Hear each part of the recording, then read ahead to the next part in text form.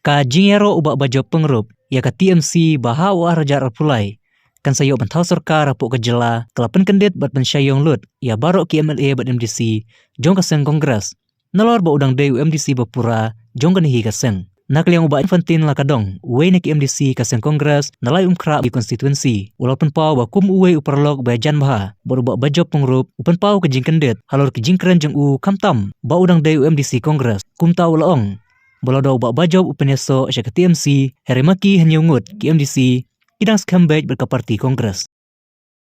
Ngaruh kamu perlok jong baba job ini dan tunjukkan hun pro pangut di MDC ini dan tunjukkan hun nomor nakapor ni nilai ekonomi nilai state bahwa job presiden semai pengitan bank parti buat jong barabor iba in dan barabor parti kalau pencayong yang ngaruh adin bang lagi ya ke buat social media bayi yaro ya TMC batawai ke bayi ong ba arpulai kan sayurun ke TMC kalau pencayong yang ngah bangala kendit petata nomor ba adu mentangin pak yo asiki resign bat hakanu benong dem bayi tadi pi ong bangade kongres penyero pat ya ke TMC pi ong bangat form sarkar ke TMC wat ngaru ngala sayong bat nga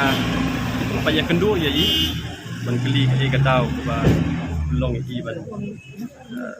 ya ro FTMC ong bangat form link ke TMC adu mentat sidang day pun kongres idon dengan grup kongres ya ke WhatsApp idang day member i ada ide tahu kondisi ulah pamit kongres balasu sya ya ke TMC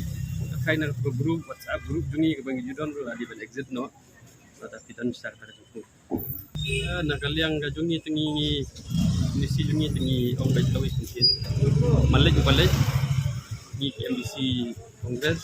nyaine ngatai tadai apa job ilej ka TMC ni kinyungut tengi kali